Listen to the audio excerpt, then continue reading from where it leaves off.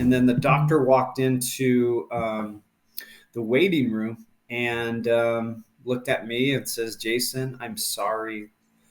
Your wife has stage 4 colon cancer. The way that I can heal is by connecting with others. And I needed people. I needed people to rally around me to help me through this process. And it was amazing. We have 3 boxes that can help. We have boxes that are for grief, and we have boxes for diagnosed with cancer. And then we have a box for anxiety and depression. Are you feeling stuck, lost, tired, or uninspired? We've all been there, including myself. I'm Coach Dez, mindset motivator and lifestyle entrepreneur. I'm here to tell you that the best, unapologetic, and limitless version of yourself is yet to come. The Born Unbreakable podcast is here to inspire just that. With motivating guests from all different walks of life and around the world, their stories will empower you to unlock abundance and your unbreakable spirit. Do you need accountability? Reach out to me for a free consultation of how I can support you in reaching your maximum potential. Welcome to the Born Unbreakable podcast. I'm your host, Coach Dez, and I have an incredibly special guest on the show today. I have been utterly touched by his story, which I'm really, feeling in a space that I needed to hear your story, and I think everyone needs to. And I'm just honored that we have created this space today for you to tell it. I have Jason Clawson with me today. He is a clinical licensed therapist by background, and he is out of Provo, Utah. I actually used to live in Utah when I worked for Intermountain Healthcare for a couple of years, so I love it out there. And he is the co-owner of Giving Sunshine, which is an amazing, amazing company that creates these special therapeutic gift baskets that touches people's lives exactly when they need it. And I'll allow him to tell the story of that. But Jason has gone through some trials and tribulations of his own. He has a pretty painstaking story about his wife who went through terminal illness, and that is actually the catalyst for a lot of what he is doing in the world today. So, Jason, welcome to the show. Thank you so much for being here. Thank you, Dez. It's an honor and a pleasure to be here to share my story and see how we can help other people. Yeah. Well, what touched me so much is the fact that you had to go through a hardship with your wife being terminally ill, and that's always a difficult pill to swallow when you get news like that and have to go through that journey.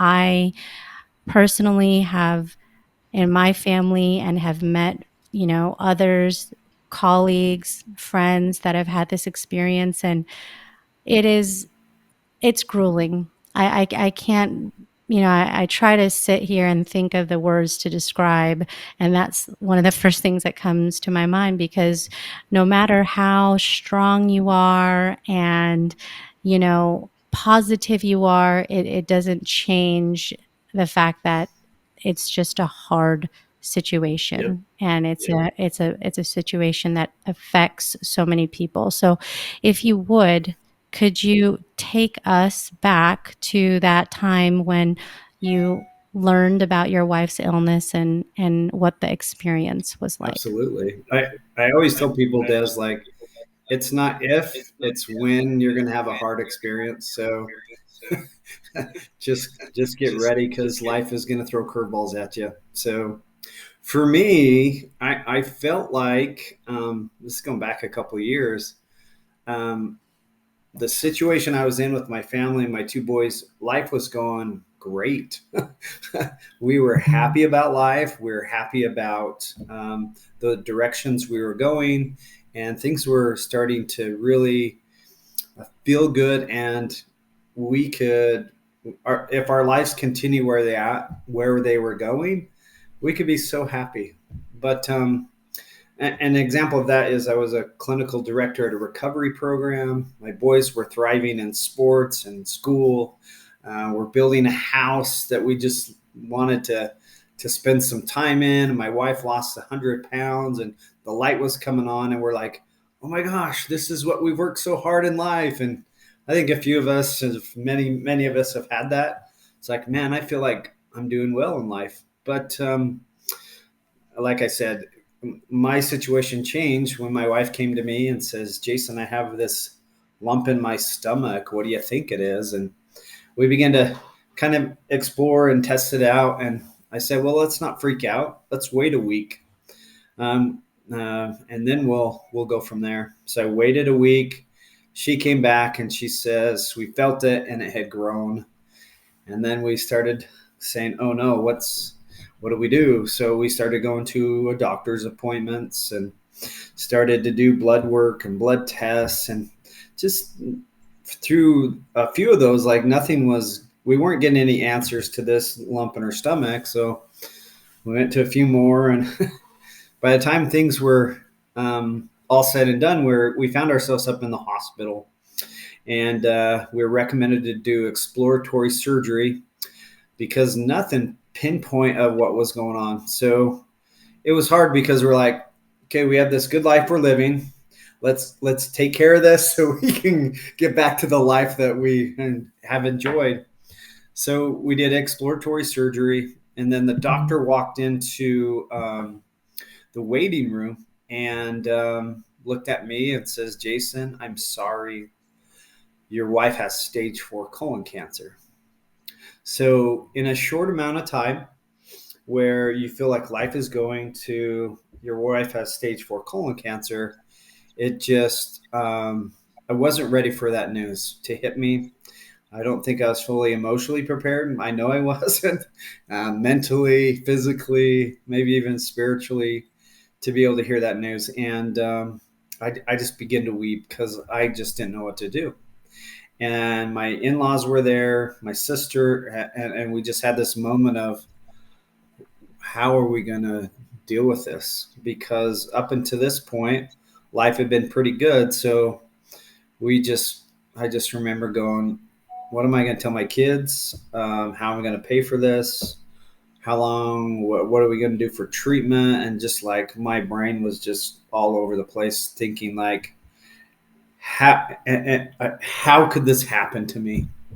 How could this happen to us? Because we were trying so hard to be good people, to help people in their hardest addiction recovery. We were helping people in the community. It's like, this doesn't seem fair. And I had those moments of like, kept saying, this isn't fair. Why me? Why my family? Why do I have to go through this? And then we went, my wife got out of surgery. We got her in her recovery room. Doctor came back in and told my wife the diagnosis. And again, we began to weep, and I couldn't shut my brain off. And the doctor left the room, and I just said, I need some answers. So I ran after the doctor down the hallway, and I said, doctor, like, I have so many questions. And I said, what does treatment look like? How I'm going to tell my kids, what are we going to do? And I just started peppering with all these questions. And then the doctor stopped me and said a phrase that has forever changed me. She looked at me and she said, "Jason, you'll be okay." And then she says, "Cancer has a way of enhancing your life."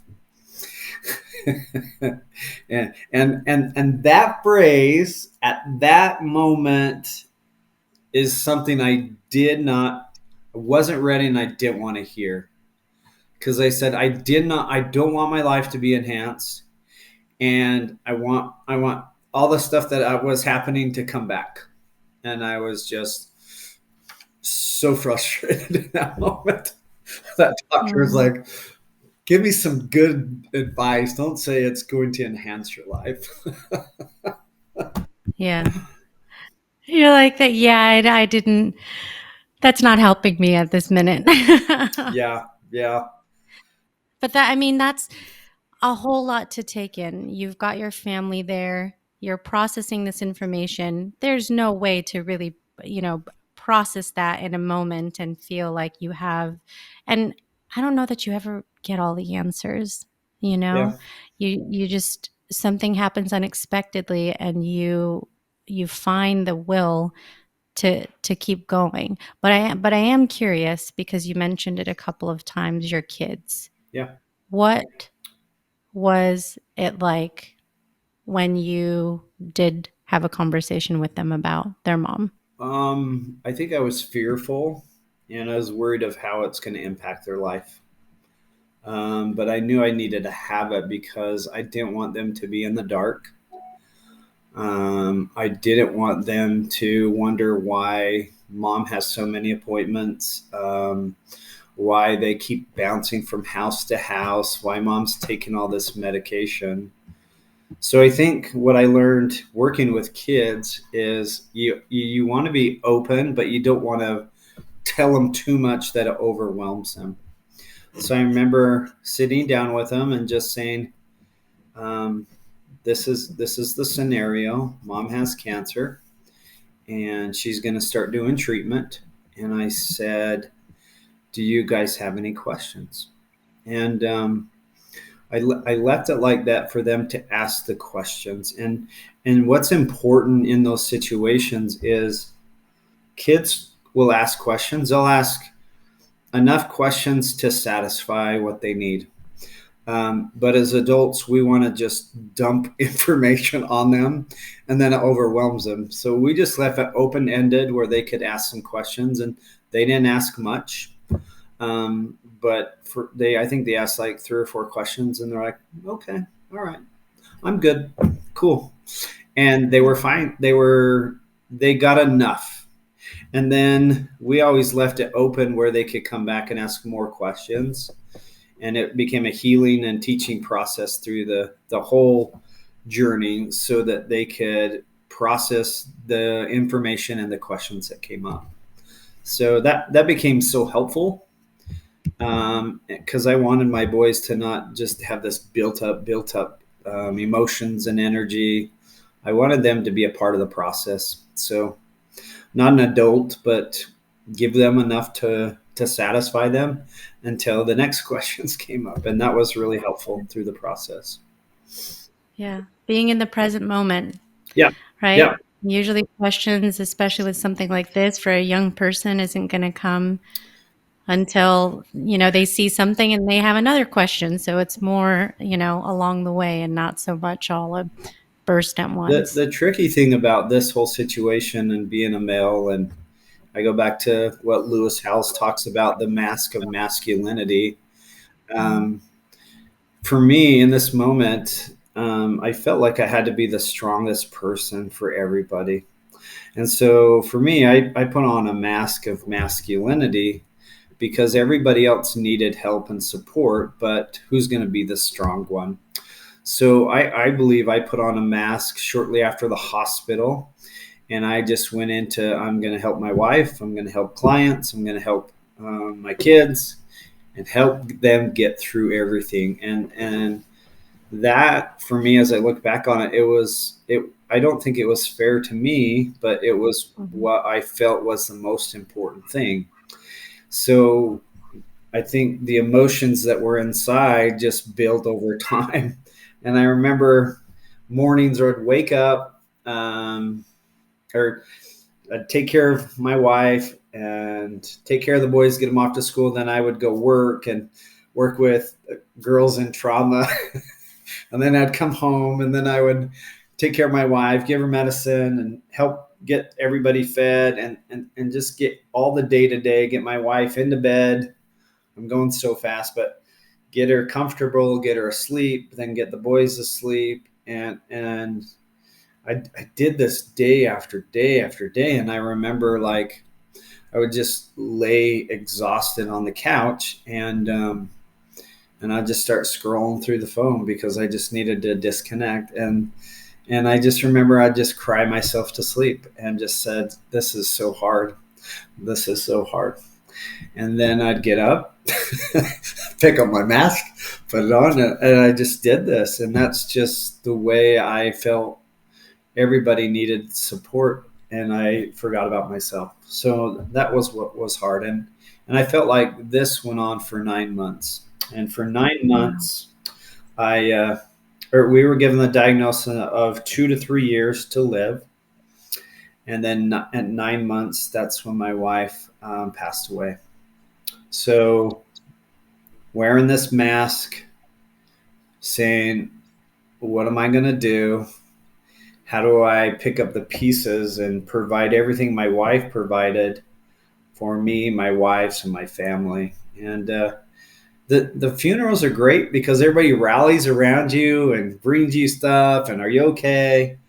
But what happens after the funeral that I don't think a lot of people understand is that's when life gets really difficult and hard. That's when it sinks in that the reality of your loss and your spouse or whoever's there is not there. And that's where you feel depressed, you feel lonely, you feel like you don't want to do anything, you don't want to get out of bed, you don't want to shower, and you just go into like this fog of what do I do? How do I pick up the pieces? And I remember being in my bedroom and just going, I don't want to go to work. Like, I don't want to help anybody.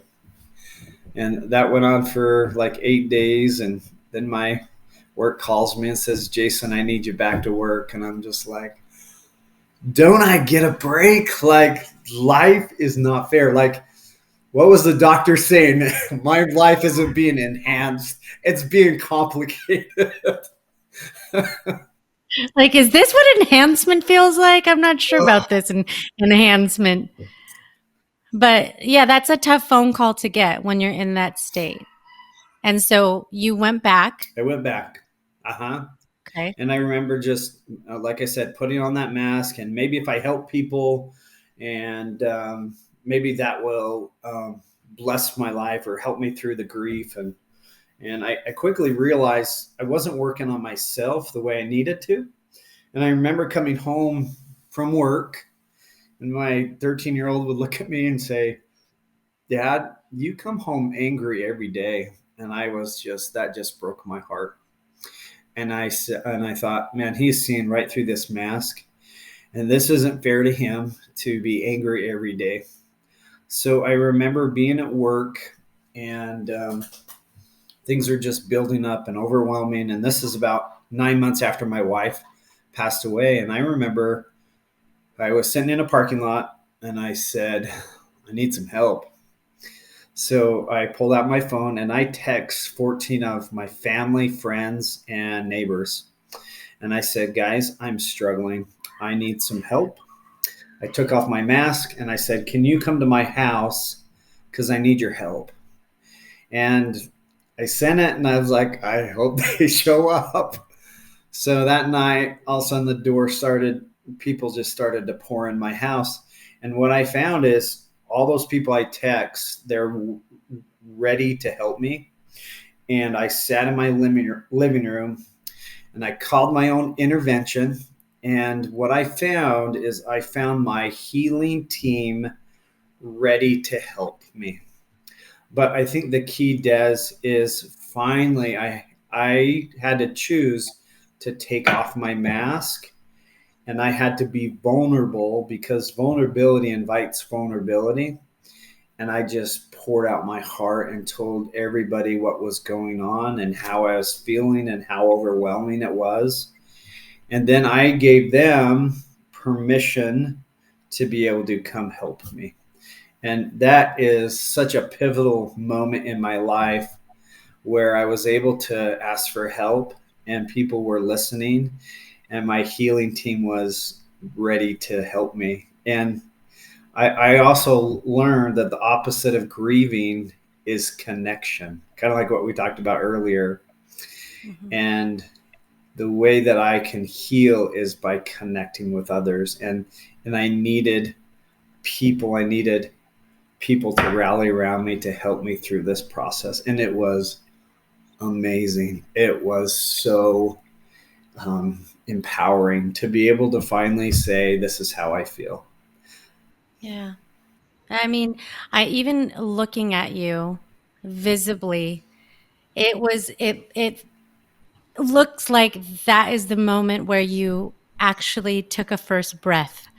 Like, you're holding your breath this whole time because you're uplifting everyone else when you needed to be Yeah, uplifted. And that was one of my favorite parts of the story that I read about you is this healing team, this grieving team. Because when you go for so long pouring into everyone and you're on empty, your gas tank is depleted. There's only so much farther you can put along until you break down. yep, Right? That's everything. Everything needs to be charged, refueled, and more than anything, that's us as human beings.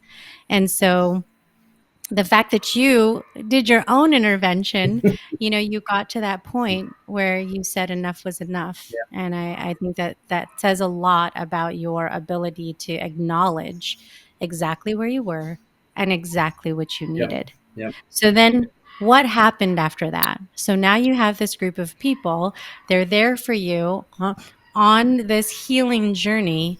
So what came of that experience It's a next? great question because going back to the after sharing and talking about all the things that were stressing me out. So what I did in that moment is we identified a team captain for me to help navigate the ship, and we identified the needs that I needed help with. And we said, let's come up with a code word that I can text one word to the team captain. And when everything's are so emotionally exhausting, overwhelming, triggering, all I have to do is send one word, help, to my team captain, and the team captain will send out a mass text to everybody, and everybody will go into action about their role, whether it be you come and do my laundry. My parents come and did my laundry. Someone did the yard work. Someone brought me over food. Someone texted me uplifting messages. A friend would come over and talk to me. Someone would take the kids. So this team, when they got that text, they could come over. They could take the stress off of me, and I could breathe, and they could get some of those stressors done until I can begin to take those back when I was strong enough to take them back. And I was able to have some resilience or some strength to be able to take them back and then move through the process. And then if it ever got heavy again, I could just send that text. And this empowered me, and I knew from that moment forward, I could get through this because I had my team to help me walk through this journey. However hard or difficult or what anniversaries, all I had to do was send a text, and my army and my team came and helped me, and it was empowering, and I was like, I can do this. And I think what's tricky, what I learned too, is people when you go through a traumatic event or grief, people don't know what to do or say.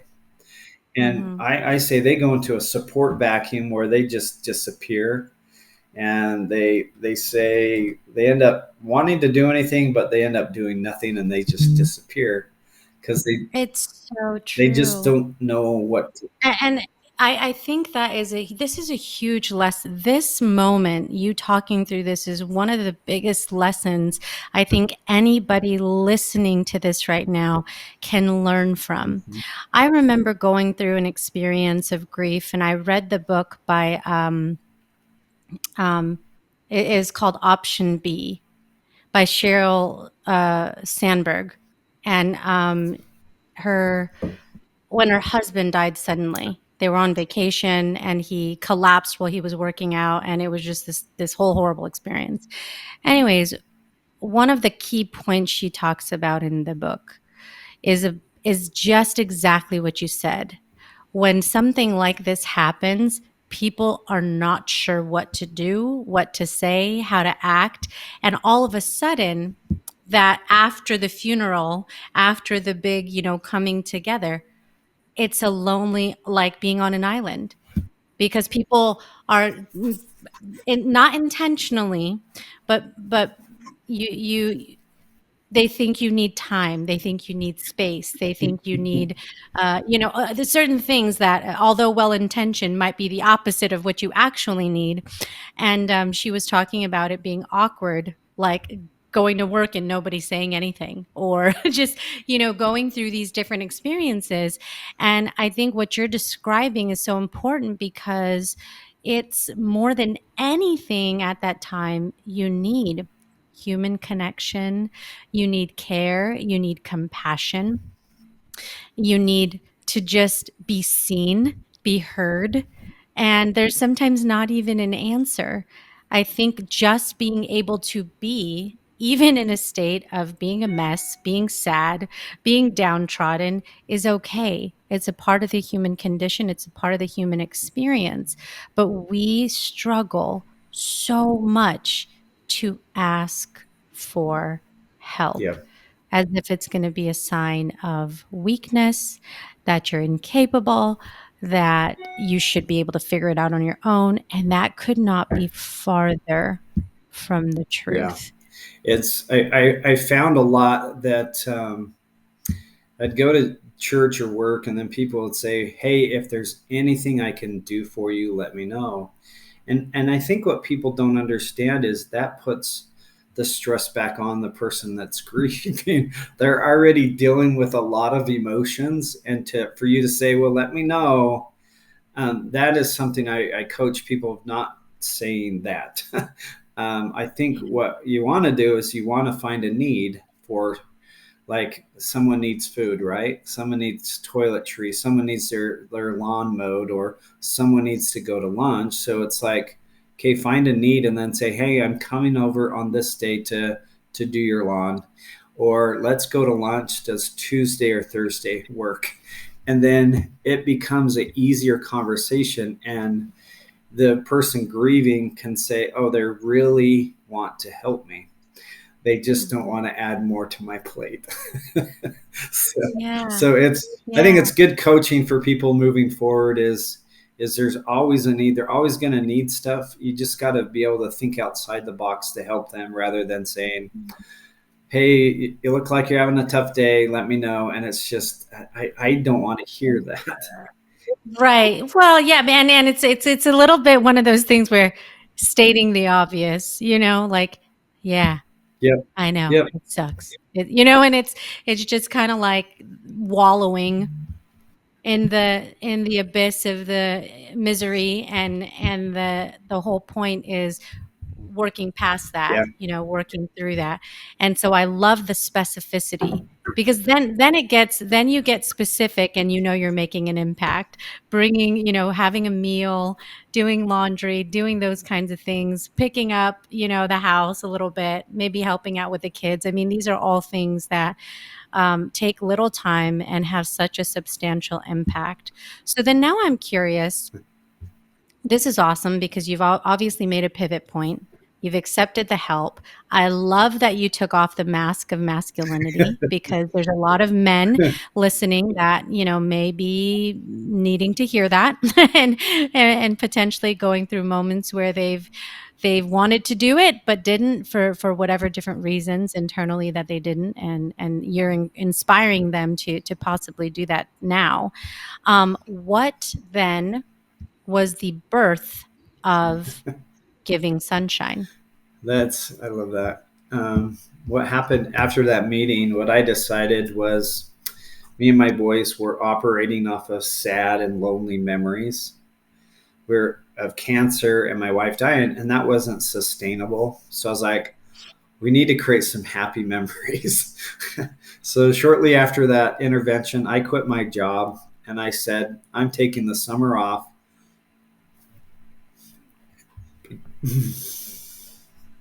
because my boys needed me. They needed their dad, and they needed a happy dad.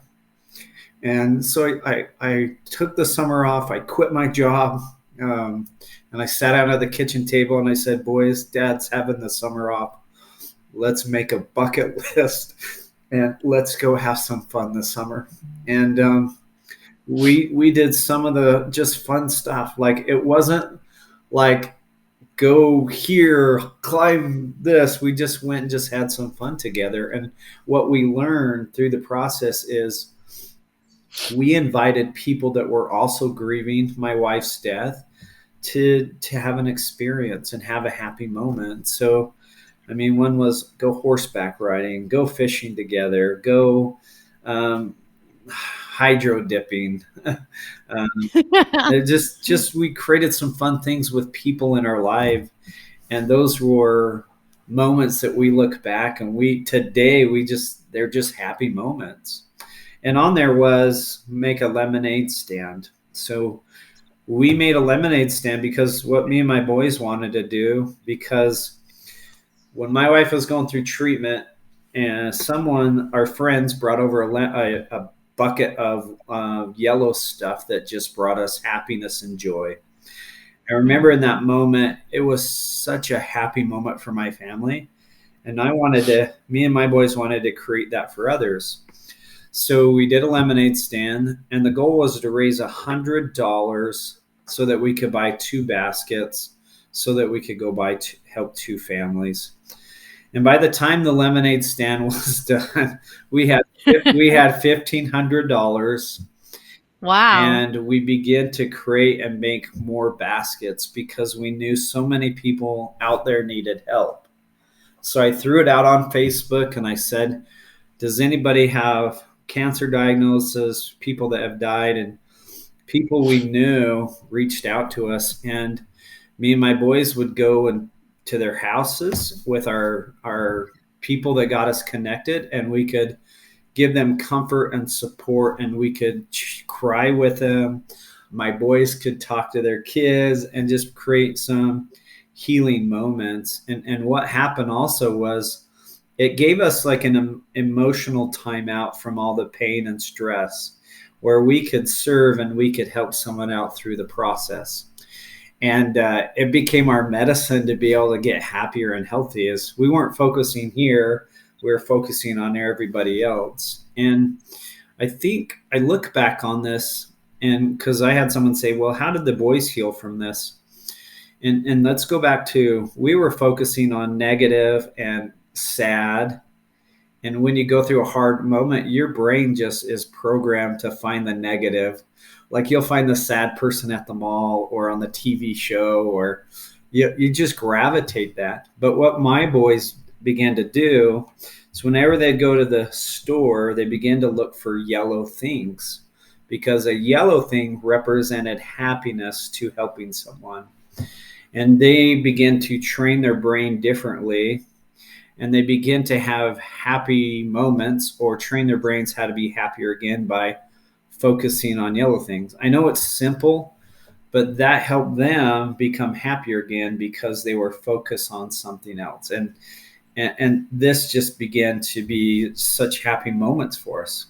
And we began to celebrate life. We began to help people, and we just started handing them out wherever we needed it. And someone in Virginia said, "Hey, I want a sunshine basket." And I'm like, "We can't drive to Virginia. Like, what are we going to do?" So we designed a box that we filled up, and then we shipped it out to Virginia. And this lady just called me and she says, "Thank you so much. You made a difference. This cheered me up so much." And then someone in Arizona says, "I want a box." So we started sending boxes to different states and finding joy and happiness by helping so many people. And it was just like, oh my gosh, this is life changing. This is so amazing to see, give people a moment of happiness. And to this day, we're in 45 states. Oh my gosh, Jason. Oh, Could you ever imagine? Could you ever imagine no. that you would be touching this many people across the nation? You've turned your pain into something so powerful that's helping other people work through their pain. Yeah. That's remarkable. That's remarkable. Well, We're actually in 4 countries too. Oh my gosh. That is so Yeah. spectacular. I'm still back on thinking about this lemonade stand that you built.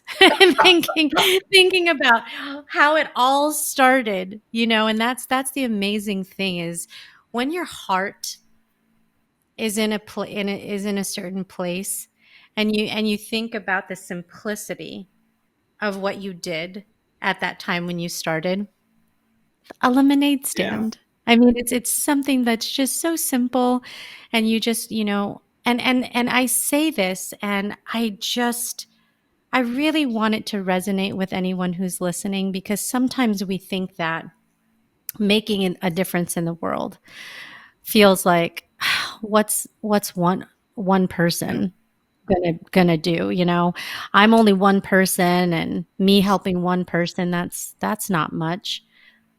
It starts with one person and one person at a time, and before you know it, that can multiply beyond your wildest imagination. And so, yes, that is where it Yeah. begins. It always begins with that. But when your heart is in the right place, the magnitude of impact that you can have is Yeah. limitless. It really is. Let's, And your boys, think about the experience that they're having. That is really so profound because what they've learned, and of course I understand it was a situation that wasn't asked for, but how they've grown, as young, growing to be young men yeah. is just is putting them in a position in the world that people that are twice their age are still trying to learn, Yeah. you know. I remember, I can't remember exactly the time frame, but I remember saying, I want to teach my boys how to get through a traumatic event the right way. Because I've been doing therapy for 15 years and I didn't want to be 5, 10 years down the road. And we were working on the events that we're dealing with right now. So I had Mhm. to be, I had to be vulnerable. I had to do the hard things, quit my job. I had to do some hard things now so that I can enjoy my life moving forward rather than let's do the easy things now. And then 10 years from now, life is really difficult. So Mhm. really, my boys inspired me to just be lean into the discomfort and begin to grow. And when it gets too overwhelming, step back, but then come back and don't come back to the same place, but just push a little bit harder so I can grow through this. And having 2 boys has been super hard, and being the hybrid parent has been just it's awful. Like, but you learn to adjust and adapt. And again, it's asking for help and getting people to help you is the best medicine. The connection is the medicine to grief, and that's what's been super helpful. So, Yeah. and I think another thing I want to point out too is a lot of people say, "Well, where did you come up? Like, how did these just pop into your head?" I like to point out because life is so noisy and so busy. What I had to do is I had to quiet my brain, and I had to have my own, I call it my mindful meditation moments. And what I did is I sat at the kitchen table early in the morning and I wrote down questions on top of my journal. And I would play music. Literally called Yeah. journal. And I'd play soothing music, and I just let my heart and my thoughts just write. And I would just write Wow. things out, and I didn't care what came out, but I needed to get them out. And my questions would begin to answer what I needed and what my heart needed. But I needed to quiet the noise and create that moment so that I can, whether it be my higher power, God, or divine intervention, just help me say, okay, here's your next step. Here's something that would be an awesome. idea. And it just became, Yeah. Well, and I love that when you talk about connection, you're not just talking about the connection that you're making with others, you're talking about the connection you're making with yeah, yourself by you taking the time to think, reflect, write, and allow yourself that meditative environment to propel you toward what the next action is that you wanted to do. yeah. But I have to ask because we talk about, 4 countries and almost all states in the US. If somebody wanted to give sunshine, how would they do that? The best way is just to get on our website called givingsunshine.com. And we have 3 boxes that can help. We have boxes that are for grief, and we have boxes for diagnosed with cancer, and then we have a box for anxiety and depression. So what's crazy about these boxes is before when we deliver them, they were fun and yellow stuff. But I Mhm. took my journey and I took my 15 years of experience, and we started to design stuff that will help people for a long period of time. Not just put a band-aid on happy, but create tools to be able to help people get out of that difficult emotional spot. So Mhm. and that's what I'm really proud about is these boxes will help. Like the thing that what I like is we have like a deck of support cards, and when someone passes away, let's say my wife passes away, I find my people on my team and I hand them the deck of cards. And the deck of cards actually tells you exactly what to say to the person.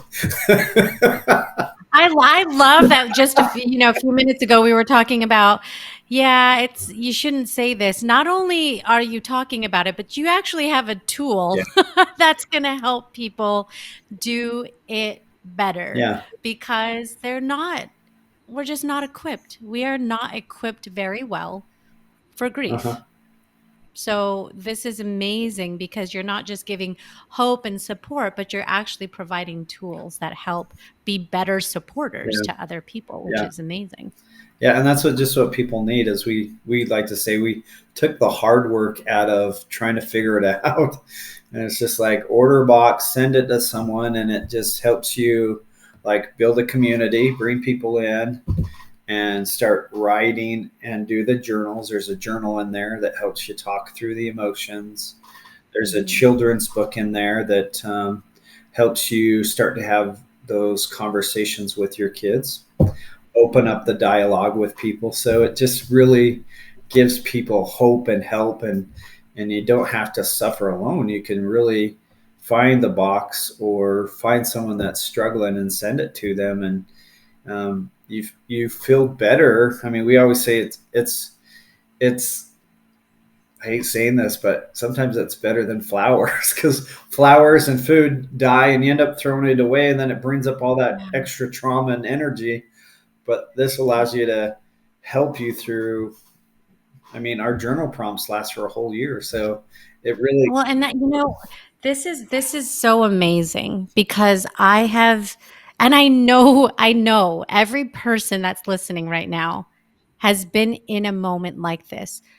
When somebody experiences loss or grief, I do this exact thing that you're talking about. What should I give Mhm. them? I want them to know I Yeah. care because I've been there. And you are right. You go through this list of stuff, and it is not long. You go to the flowers or some kind of gift card that feels a little bit impersonal because it's a gift card. I've done a book. Maybe this book is inspirational. I mean, all great ideas. I think we can all list, probably 5 or 6 common things that we've Yeah. done. But what you're doing is amazing Thank you. because this is just something that you know, this is the first thing I'm gonna think of now because I can't tell you. It's a weird thing to say, but I feel like I don't know if it's because I'm more aware or just time is going on and this is just a natural part of life, but I feel like grief has struck more times than I would like. And I do feel like it's still a journey of learning Yeah. for me. And I think a lot of people can relate to that area of their life that they're trying to grow in, because a part of it is the fact that I think we want to move through things that are uncomfortable as quickly as possible. Yeah. You know what I Yeah. mean? It's like, let me just get through this. It's like you said, right? When as soon as your wife was sick, you're like, you know what? I don't need this, enhancement. I just want to go back. I want to go back to what it was, how it was. I enjoyed it that way. I don't want to have to transform and change into this other stuff. And I think that is where it's hard. But I You just want to rush through. to your point, it's like, but if you're not doing it right, you're going to do it over and over and over again. You're going to have to Yeah, grieve again. But being able to go through it the right way, then when it comes again, it's not so, it doesn't wipe you out and it doesn't activate the past traumas. It's just, it brings up emotions, but you feel comfort because you know what to do and you know how to deal with it. I mean, a absolutely. good example is my mom.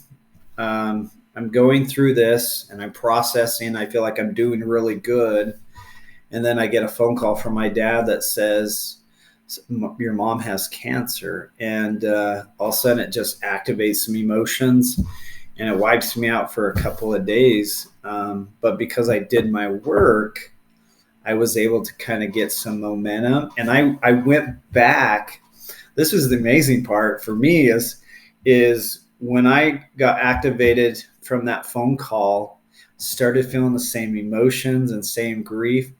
I went back to the basics of reaching out to my team. And I started reaching out and I was like, I just started doing that without even thinking. And people came back in and they started talking about my emotions. I was like, oh my gosh. So doing it the right way and having success allows it not to be so fearful when it comes up again. Because it's like, oh, I'm calling my best friend. Why am I? Hey, guess what? My mom's not doing very good. Hey, can I come over? Let's go to lunch. And it's just like, oh my gosh, they just you go right back to that healing team that just comes back when you're able to do it the right way. So it's pretty awesome. That is so awesome. I wanted to ask you too, because I know you still practice Uh-huh. part-time with adolescents doing, therapy. How has this experience influenced the way that you work with kids, That's a young that's a people? great question because I feel because of going through a hard experience and then growing through it, then it allows me to sit in those therapy sessions. It allows me to do therapy on such a deeper level where I can feel those emotions that they're going through. I feel like I can ask um, more in depth questions to help them process their emotions. And I feel like I can sense those and feel those emotions, and I can sit in those emotions to walk them through that process. And and also I am not scared to go with them into that hard spot because I know what it's like to be in a hard spot, but I know what it's like to be what a good team member looks like. So I can sit with them and I can walk. I can be a guide on the side through that healing process and walk them through feeling happy and helpful again. So it's been amazing. I feel like I'm doing the best therapy after going through a traumatic event. And I've been doing this for 15 years, but after the death of my wife, I feel like I'm doing therapy that I was meant to do to help people. Yeah. It's like 2.0. A lot of growth Yeah. that you've brought to the process. But Jason, I want to ask you a couple of Yeah. questions that help people get to dig a little deeper into you. And the first question that I have is, what makes you unbreakable? What makes me unbreakable is the experiences that I've been through. And I know how to Let's see, what's a good question? The experience I've been through, and I know how to get the help I need to walk through that journey. So I was thinking the other day is like, what happens if a hard moment comes? I'm like, well, I'm not so fearful because I know what things to do to help me through that. Just like the healing team, the reaching out, taking off my mask. I know what works, and I'm not fearful of hard events. So, so going through a hard event right now, but I feel confident that I know where to go for help and support. Yeah, that's amazing. I love that. All right. What is a self limiting belief you've had to overcome? I think I wasn't good enough as a therapist. Yep. I got challenged early on in my career from parents that doubted me and challenged me, and for a long time I just thought I wasn't. I always doubted myself, and it was always a fear that I held on tightly because of what they said, and it wasn't accurate. So I had to I had to do my own work and have some really amazing experiences to see clients walk that journey to believe, yes, I can provide the help they need.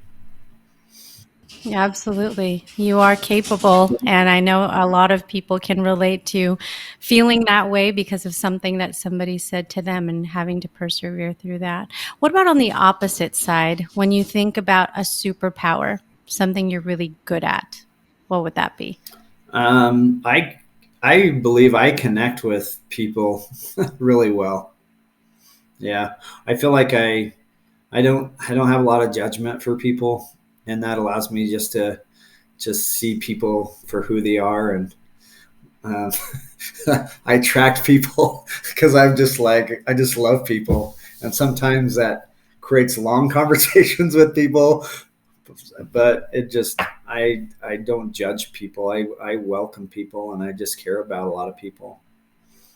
I wish the world could adopt your level of non-judgment and connection, because that would make it a very, very different place than it is today. But I think you can certainly spread that around. So you talked about doing a lot of things with your boys Mhm. in the summer when you took that time off.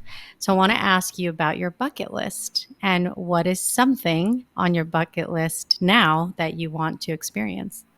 I think we talked about this as we want to redo the bucket list, because once we got to that lemonade, things just went off, and we're like, okay, we found things that heal. So we want to recreate it, and do some things that we want to do because our family has changed in the last little while, and the change that has happened that I'm just God is good. God has allowed me to meet a girl named Kirsten, and we actually got married in January. And thank Congratulations. That's you. amazing. And having her in my life, and she lost her spouse from cancer. So together, it's been an amazing journey to be able to obviously find her from doing our work, and then having this relationship where we help each other through each other's grief. And then one thing that's pretty amazing too, and we celebrate the other spouse's life, and we don't shy away from talking about the other spouse like they're still here. um, and I think that's pretty empowering for us to be able to help us through that, and we were able to be happier because of it. So because of Kirsten coming into our life and where we're at now, it's like it's time to recreate this bucket list of things that we want to do to to again reconnect as a family and really strengthen our family bonds. And we're gonna recreate that and start building on that because it's going to be different, and it's going to be something that we cherish and look forward to. So That is so cool. That's going to be so much fun, and I'm going to have to stay in touch with you so I can keep up with how you're progressing on your list and accomplishing the things on there. I Um, will say this. Here's another thing that has blessed our lives too. So, um, because of the relationship that me and Kirsten are building, um, er, several years ago, she was told that she would never have kids, and that was something that was hard for her. And she married Cody, who was her husband, and he had a couple of girls. And then when he passed away, that relationship kind of decreased a little bit. And she was starting to be okay with, like, I'll just never have kids. And early this year, here's another tender mercy from God and helping us have wonderful joy again. He's blessed our family with my wife being pregnant. So oh my gosh, Jason, what a miracle. so I love that it goes full circle, because when the doctor is looking at me and saying your life is going to be enhanced, at the moment I didn't want that to happen. But now, as I sit here and I look back about what I've been able to accomplish with my family and friends and meet some incredible people, it's like, oh, here's my life being enhanced more than it ever has. And I can sit here today and I can say, I'm grateful for my trial. I am grateful for my trial, because of the person I am and the people I've met, and the people that continue to come in my life.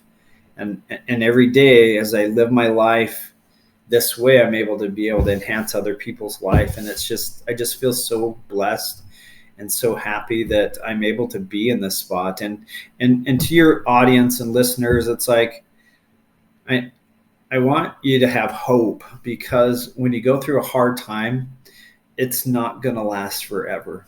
And if you're willing to do the hard things in the moment, and that might be just inviting one person at a time into your life and start talking, that can give you incredible strength to move forward. And just by that step and another step, there will be ways where you'll find happiness again. And my story, and there's many out there like that, but there can be a way of having happiness and joy again. I promise. I promise. Um, Yeah. Oh, absolutely. And I was just going to ask you that if there is any message that you could give to anyone listening, what that would be. And hope, I understand, is a big part of your message. uh-huh. I love it. Jason, how can people follow you and keep up with the work you're doing? Or if they want to reach out for whatever reason, how would they do that? I mean, my email is jason@givingsunshine.com. If you've been touched or if you need some help, I can offer that to you. But you can find us on givingsunshine.com. That's our website. And then Giving Sunshine Daily is our Instagram or Facebook, Giving Sunshine Daily. Those are how you can find us. And those websites are for, like, uplifting and positive message, which is probably really good. So if you need something that has positive message, this could be something that will just show up in your feed as a positive thing that could be really helpful. Yes, please. Have positive feeds, friends. There's enough negative stuff that probably you should remove from your feeds, and Oh that would yeah. change things dramatically for you as well. But Jason, I appreciate you just taking the time and being so vulnerable to share your story. It really is amazing, and I am so excited for where you are, what you're doing, and this next chapter of your wonderful wife, your blessing that is on the way. Thank Congratulations. you. There's no one more deserving than everything that is happening at this moment for you. So thank you so Thank you, much. Des. It's been a pleasure. Awesome. Giving Sunshine. One of the most amazing stories I have heard, from tragedy to triumph. I'm telling you, wow, that is spectacular. Jason is an incredible human being, doing so much good in the world, raising boys that are going to make great men. And I could not be happier that he has found love and has another baby on the way. That is magnificent. What is very important for you is to go and visit givingsunshine.com. These boxes are incredible. So as Jason mentioned, there's different ones for different purposes. He's talked through them. I've pulled up one here called The Loss of a Loved One. It's a starter support kit. This one is $29.99, just to give you an example. It's ready to ship. You can check a box to give it as a gift. What's included in this one is a You Deserve a Sweet Treat sticker, bag of sweets, a fun pair of socks with a note of comfort, Hugging You with All My Love sticker, Instrument of Inspiration pen, Roadmap to Joy journal, 365 days of prompts written and designed by a therapist who has lost his own child and wife in his life. Mental Timeout game booklet, Always With You keychain, and You Are My Sunshine magnet. And there's more information that you could read about on the website, but I just wanted to give you a little bit of a deeper look of what you get. As an example, if you choose this box, again, there's a variety for different reasons, so they might contain a little bit of different content, but I think it's brilliant. I think this is the kind of thoughtfulness that we should be bringing into the world, because it is difficult and awkward sometimes to know how it looks to support someone in a way that actually makes a difference. It's awesome. I think it's incredible. And so please, please, please check out givingsunshine.com and give someone some sunshine who might need it, that's going through an experience that is difficult right now. We can all help somebody. We are capable, one person at a time. If Jason can do it, starting with a lemonade stand with his boys, then all of us can help at least one person by giving them a box of sunshine. Whew. So cool. So cool. All right. Well, you know, my message to you is that you are your only limit. So take action today. I truly mean that from the bottom of my heart. Thank you so much for being here, for tuning in, for listening. I hope you've learned something new and can pay it forward. Please share this episode with somebody who needs hope and inspiration and support right now in their lives. They may be going through something, and this could be the difference that allows them to know that they are not alone. With that, thanks for listening, and tune in again next time. Hit that subscribe or follow button so you do not miss another episode of the Born Unbreakable podcast.